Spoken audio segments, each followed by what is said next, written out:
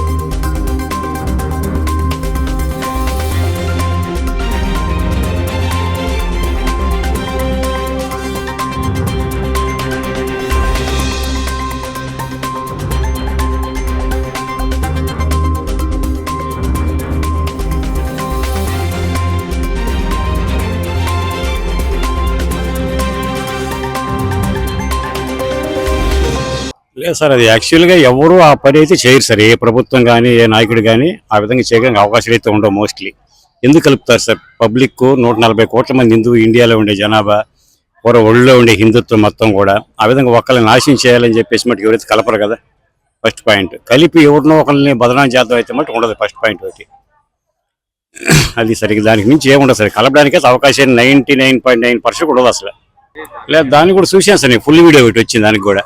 దాని మధ్యలో ఏదో చేసి పెట్టినట్టుంది. అది కూడా ఫుల్ వీడియో వచ్చింది, చూశాను దాన్ని. అది ఫుల్ వీడియో పెట్టకుండా ఆ మధ్యలో బిట్లు పెట్టి నాకు కూడా షేడస్లో కొంతమంది ఫ్రెండ్స్ వాళ్ళు పెట్టారు. అవంతా కూడా అది ఏదైనా కానీ సార్, దేవుడితో మట్టుకు ఇంత రాజకీయం చేయడం అనవసరం సార్. దాన్ని వదిలేస్తే మంచిది. ఎంతైనా కానీ, ఏ దేవుడైనా కానీ, ఏ రాజకీయ ప్యాకెటే కానీ, ఏ నాయకుడైనా కానీ దాన్ని వదిలేస్తే మంచిది. అనవసరంగా దాన్ని రేపుకుంటూ పోతే ఇంకా అనవసరంగా బ్యాడ్ అవుతారు ఎవరైనా కానీ. అది దానికి మించి ఏముండదు సార్. ఇంకా నా పేరు సతీష్ బాబు అండి. నేను ప్రస్తుతం హైదరాబాద్ నుంచి వచ్చానండి. అసలు actually I'm from US. Sir, ఇది పెద్ద తిరుపతిలో వచ్చేసి లడ్డూలో వచ్చేసి నెయ్యిలో కల్తీ జరిగిందని చెప్పారు. అది ఎంతవరకు వాస్తవం సార్? మీ అభిప్రాయం తెలియజేయండి. ఇది యాక్చువల్గా దేవుడి విషయంలో చేయటం అనేది ఇట్ ఇస్ వెరీ అన్ఫెయిర్ అండి. అది భక్తుల మనోభావాలు కాదు. చేసిన వాళ్ళు నా వ్యూహంలో they are not at all human beings. That is my opinion.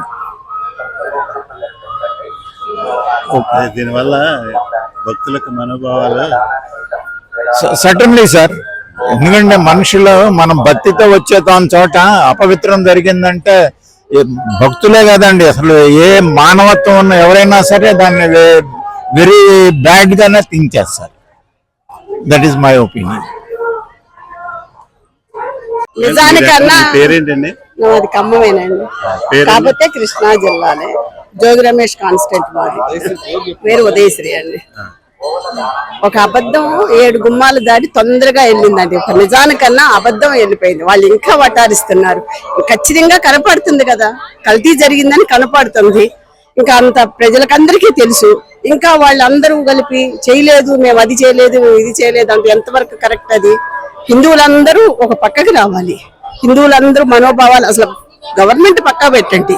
హిందువులందరూ కలిపి ఇది చాలా అన్యాయం జరిగింది. అదే వాళ్ళకి ఒక ముస్లిం కానీ ఒక క్రిస్టియన్ కానీ అంటే ఊరుకుంటారా? వాళ్ళు హిందువులందరూ ఒక తాటి మీదకి వచ్చి ఇది జరిగింది అన్యాయం అని వాళ్ళతో చెప్పించారు.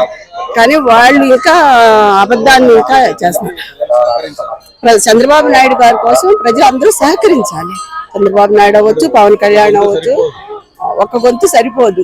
అందరూ కలిపి జగన్మోహన్ రెడ్డికి ఎదురెళ్ళాలి, చంద్రబాబు నాయుడికి సహకరించాలి. ఈ వీడియో మీకు నచ్చినట్లయితే లైక్ చేయండి, షేర్ చేయండి, మా ఛానల్కి సబ్స్క్రైబ్ చేయండి.